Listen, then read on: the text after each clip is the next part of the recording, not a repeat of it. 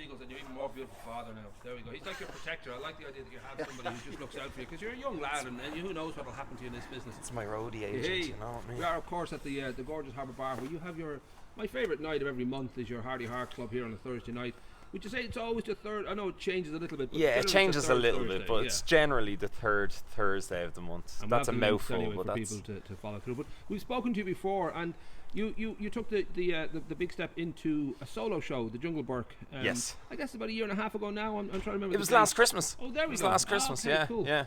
So this is your second show. It's Adam Burke Is Alive. Yeah. Now I know it's a much more. Well, you've sort of said it's deeper and darker, and it's much more about you as a real person, as opposed to what is naturally going to be when you're emceeing, especially a kind of a comedy, kind of a bit of fun, a bit of crack. But this goes deeper. You're a father. How many kids have you got? 7, 8? 3 kids. 3. There you go. I know. All right. It feels like 7 or 8. It does. So the show itself, then, how long has it taken to craft it, and how did you sort of decide? Well, I'm going to go deeper here. Yeah, I think last year after doing the Jungle Burke, my feeling after doing it was well received, but like for me, it was dipping my toe in it, and I kind of took a little bit of a look at my childhood and some of the things that I remember about being a kid, and I thought it was all very kind of squeaky clean and very happy, and and a little bit of me when I walked away said, I would have liked people to have learned a bit more about me, I suppose. Do you know what I mean? And that was kind of the challenge. I think as well, the last time round, I had a lot of visuals at the back of the stage. I shared photographs. Yeah. I shared kind of TV programs that I used to watch, and I kind of took the mick out of those. But then reflecting backwards, I was kind of like, did I need those photographs? Was that the show, or was I the show? So maybe I'm a little bit of me is kind of saying, have I still ticked the box of standing in front of an audience for an hour with just words and a microphone, and did I give up enough of myself? So I kind of think this one's maybe a little more truthful, a little more honest, a little more current. Like it's what's happening with me now, and it's how I think now and how I feel now. But it still touches on some of the things, like obviously being a dad and having 3 kids, like kids and dealing with kids is my daily routine. That is what it's about. And then when I look at my kids, it reminds me of me when I was a kid, and I do see the changes in that. But then there's other things going on in my life as well, so it's gelling those, and it's being honest to what I am.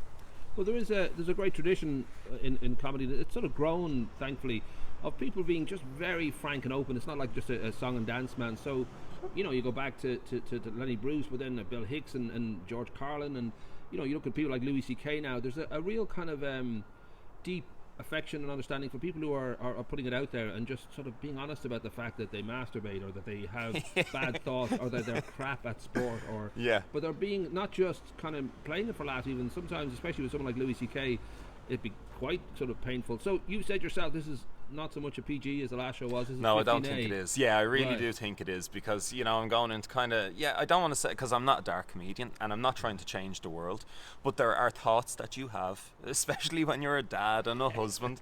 There are thoughts that you have that reevaluate your life, and there are dark places you go and you say, is this really the life that I was promised? Is this what it's meant to be?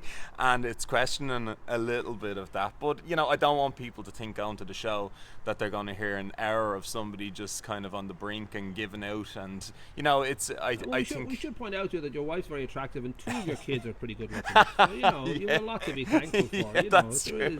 We don't speak of the third.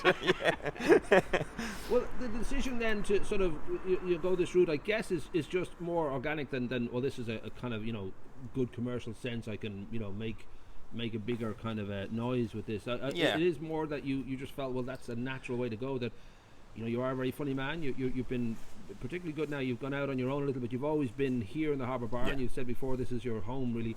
But you've been out venturing and playing other venues and entering into competitions. But that sort of growth of realizing, okay, well, I want to do something with this, as opposed to making people laugh. I think the last time round with the Jungle Burke, after doing the show, a lot of people said to me, "Where are you taking that next? Where are you going with that? Are you going to put it into the Tiger Fringe? Are you going here? Are you going there?" And the answer was no. It was for the night that was in it, and it was to tick my box. This time round, writing this show, yeah, you're right. Like I did Vodafone Comedy Carnival this year. I did the big competition for the Irish Comedian of the Year. I've done weekends in the International and the Comedy Crunch. I've been around, done the circuit a little more than I have done because of the kids. This time round, there's an awful lot to say there, and I do feel with this show, the option is there if I want to take it elsewhere. It's something I have thought about. But what I love about the Harbour Bar is this is literally the first time this material will see the light of day. As with the Jungle Book, this is the first time any of these jokes will be told. I'm not the type of comedian, say, to do sets out in Dublin or around the country and then to gel those sets together and then to make a show from that, and there's nothing wrong with that. But I love the fear of stepping on stage with an hour of untried, untested, and I wouldn't do that anywhere else but in my own venue. Well, I think that's a funny thing. That when I first got into comedy, you just sort of had to get used to the idea that naturally, someone like Dylan Moore and whoever would have a particularly good show, and that show would tour, and if you saw it 2 or 3 times, you would get the same gags. Exact same stuff. Kind of, readjusting your set that you assume, you forget that, of course, this is a set that's been worked out and it works Absolutely. really well. Yeah. And I know that Louis C.K. has made himself come up with a new show each time, each year, but he also believes in taking what he believes to be the B material that isn't quite working and force himself to put the closers at the beginning and then try and make the better, and that's sort of constant Absolutely. flexing of a muscle, trying to figure out why this would work or how it could work. And there's a great joy in that when you see somebody working in that way, that they're reaching beyond a man falls down a hole kind of gag to sort of find something that just knocks you a little bit sideways. And one of the most rewarding parts of doing that kind of, what you're saying there about forcing out that kind of B material, like, and trying to craft it in front of people's eyes, is, people are wise to that. They're part of that journey. If you struggle for a minute or two or a moment or two on stage, that's okay. You know what I mean? The audience know that there's more to come. There's going to be the ones, the hard hitters, but they'll go with you when you're trying to work something out on the stage. That's what I feel anyway. And I think if you deliver, they're going to stick with you. And I would find that when I watch kind of the names that you're mentioning. Like I'm a Louis C.K. fan, true and true, and you will see that in his shows. But your main inspiration is Michael McIntyre, isn't it, really? Sorry? Michael McIntyre, he'd be your main inspiration. Michael McIntyre? Yeah. Yeah.